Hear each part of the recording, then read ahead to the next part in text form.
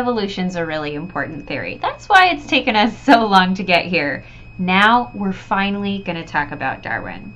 In this lecture, we're going to talk about Darwin's insights, and then we'll talk about evolution and natural selection and how they fit together.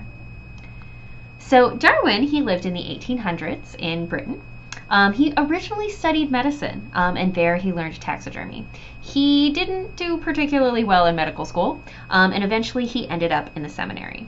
One of the things that was going on at this period of time, Victorian naturalists had several very interesting pastimes, one of which was beetle collecting. If you're not familiar with beetles, there are so many different types of beetles. They're really cool, but this is a great way to be introduced to the sheer variety of the diversity of life in one specific type of organism. Darwin had several very important publications. On the Origin of Species is the most famous in 1859, but he also wrote The Variation of Animals and Plants Under Domestication in 1868 and The Descent of Man in 1871. But let's talk about how he got there. Darwin got his start when he joined the Voyage of the Beagle. This was a 5-year trip around the world. Here you can see a lovely map of where they went. So they went around the tip of Africa. They hit, Australia, New Zealand, and then around the coast of South America. And that is where most of Darwin's most important insights were had.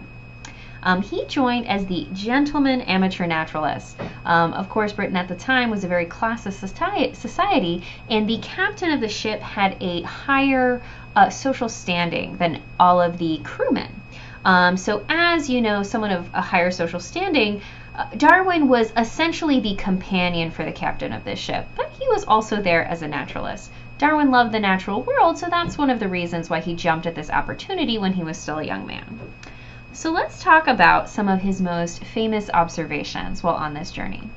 One, of course, is the Galapagos finches, which you've probably already heard of. So here we can see a lovely diagram of some of the wide variety of different finches you can see in the Galapagos. There are a lot of them. The Galapagos isn't particularly close to South America. It is a ways away, and it is actually pretty hard for birds to fly to there from the mainland. So some ancestral finch made it there by chance, and this is the result. We know that now, but all Darwin saw was just a huge variety in birds. At the time, he didn't actually know they were all finches. Darwin himself wasn't a bird expert. What he did, though, is he took a bunch of samples. He collected many finches from the Galapagos, took it to a friend at the British Museum, and upon his return, that friend was like, "Whoa, these are all finches. That's weird. That's weird that we see such a huge variety, and yet they are still all finches." The other important observation he had was the tortoises in the Galapagos Islands. There are a couple different shell shapes, but they are very regular. So he saw dome-shaped shells on lush islands and saddle-shaped ones on arid islands. Let's look at some bigger pictures to help us understand a little bit better. Here in our dome shape, it is a dome, and the shell actually constricts the tortoise's head, so it's pretty low to the ground. But we find these on lush islands where there's a lot of greenery. Saddle-shaped, on the contrary, they have this little saddle around their head, so they can actually lift their neck up and reach many more things. And you can see that here in this guy who's reaching out his long neck. Do you have an idea why we see dome-shaped shells on lush islands, but saddle-shaped shells on arid islands? Can you answer this question? What we think is going on is on lush islands, there's a lot more plants and a lot more potential food. So these tortoises, they don't need to be able to reach a wide variety of places, so it's fine to have their head movement constricted. And I assume that this probably helps the survival because they can really get up into their shell. However, these guys on arid islands, there is less food available. So they need to be able to reach their head in a wider variety of positions so they can reach as much food as they need. But that's getting a little ahead of ourselves. Let's discuss Darwin's hypotheses from what he observed. He came up with the idea of common descent, descent with modification, and most importantly, natural selection. So let's go through these one by one. First, we have common descent. So this means that similar organisms share features because they all descend from a common ancestor. And here we can see we're looking at dogs, wolves, and foxes, and they all look very similar, as you probably have already noticed. And that's because they are all relatively recently related. They have this recent common ancestor. If you take this idea back far enough, it implies that every single living thing has a common ancestor. We already know that, but this is one of the very first observations that led us to that realization. And we know now that, yeah, all living things are related. We just have to go back really, really, really, really far to find that common ancestor. But you can still find similarities between us and bacteria because we all have that one very ancient common ancestor. And it does amaze me that just from looking at animals alive today, Darwin was able to come up with all of these hypotheses. Here is just a really lovely quote from Darwin. Therefore, I should infer from analogy that probably all the organic beings which have ever lived on this earth have descended from some one primordial form into which life was first breathed. So here he is talking about common descent and how everything that lives has that single common ancestor. Darwin is just so quotable. Some of his writing is so beautiful. So common descent, it predicts our fundamental similarities, and there are several more recent discoveries which also back this up. We have a genetic code which is almost entirely universal. There are a few exceptions, but overall this is universal. And we also see there are a common set of important proteins. Here we're looking at RNA polymerase, but that is not the only important one. Let's talk about the second one. Now we're talking about descent with modification. So instead of kind of thinking backwards, as in we were with common descent, descent with modification is now thinking forwards in time. So now we're thinking that the characteristics of a species can change over time. And you can see in this diagram, our first generation, these are dark beetles. And in the second generation, there's a little bit of variation. Some of them have a slight red tinge. And eventually, the more we go down, we're seeing more and more red, and eventually we end up with the modern ladybugs we have today of red with black spots. Descent with modification means that from an ancestor, descendants can have different appearances. And Darwin got this from looking at our finches, because knowing that, oh, they're all finches, but they look really different, we have this process of a descent with modification to come up with all of these differences. Descent with modification, when it happens enough, we call this speciation, or we see the formation of new species. We see this again and again in the fossil record. Here we're showing diagrams for the evolution of horses and whales. We know with horses, they started, their ancestors had 5 digits just like us, but they progressively lost digits and they enlarged ones, so now they are really balancing on one toe. You can see their middle finger, so when they're running, they're perpetually flipping us the bird. Whales have another really interesting story. So they evolved from tetrapod ancestors. They are still tetrapods, even though they don't actually have 4 limbs anymore, and they progressively lost their limbs and became more and more adapted to life in the water.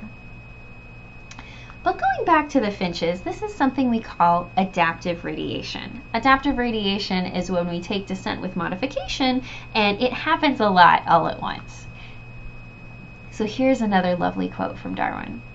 Seeing this gradation and diversity of structure in one small, intimately related group of birds, one might really fancy that from an original paucity of birds in this archipelago, one species has been taken and modified for different ends.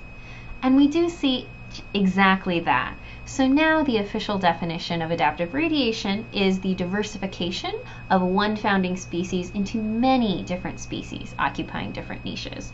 And here in this phylogenetic tree in the background, that's a phylogenetic tree of the finches in the Galapagos Islands today. You can see there are many different species, but they actually coalesce at about the same spot. So we think most of those species diversified at about the same time. And they've been relatively stable since then. So let's start talking about natural selection. Natural selection is a little bit larger, so we have a couple observations we want to talk about before we get there. First, we have this struggle for existence. Remember Robert Malthus and his idea that resources are limited, so we should be worried. We also know, Darwin has shown this, that individuals vary. Not everyone is the same. You can see with our butterflies here, we have some red tinged ones and some blue tinged ones, but we have a couple different shades of both colors as well. We also notice that not everyone has as many offspring as each other. We call this differential reproductive success. It's also important to talk about that though we've noticed that there is variation, this variation is heritable. Heritable just means it's able to be transmitted from parent to offspring, so that you can get traits from your parents. We all know this. We all have traits where we look or act more like one parent or the other. You can see in our butterflies here, blue butterflies tend to have blue offspring, and red butterflies tend to have red offspring. So all of these different things work together. First, we have variation. So not everyone is the same in our population. The next cog here, we have heritable traits. So that variation that we have, you can pass it on to your children. Next, we have differential reproduction. Some individuals have more children, and after a generation of reproduction, this is where we have our natural selection. These are our conditions of natural selection. We have variation, we have heritable traits, differential reproduction, and then we have another generation or reproduction. The key here is this changes the next generation. Unlike Lamarck, who thought we had change within a single individual's lifetime, that's not happening under this theory. We are changing as a population, and it happens in the next generation. So this is a very slow, gradual process.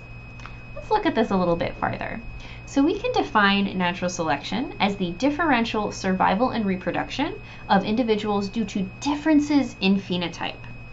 So here we can look at our diagram. We have two different birds with different types of beaks. One is a little bit larger and one's a little bit smaller. For whatever reason, the bird with a larger beak has more offspring in the second generation and even more offspring in the third. So in our first generation, the ratio is 50-50. In our second generation, it's 2/3, 1/3. And in our third generation, it's 4/5 and 1/5. So we have had a pretty drastic change in the ratios just by small differences in reproductive success each generation. And if this happens for thousands or millions of years, that's when you're going to end up with a really big difference in the composition of your population. So natural selection, it's not really separate. This is how descent with modification occurs. And you might also hear it called the mechanism for evolution. So Darwin was pretty important, and he really shook up the world around him when he published these theories. A lot of people didn't really like what he had to say. But the things he gave us that are still important today are this mechanism for evolution, that is natural selection. He also told us that variation is important, and it's that variation between individuals that allows for populations to change over time. And unlike essentialism, where we ignore all variation, Darwin is saying that that's actually the most important thing. And he also switched our thinking to something called population thinking. Instead of looking at one individual and just killing a bunch of birds and taking the prettiest one home to put in the museum, now we need to look at the population and see how are individuals different and what is going on there. This was an immense paradigm shift in how we looked at the natural world. So, can you explain? What are the conditions and processes of natural selection?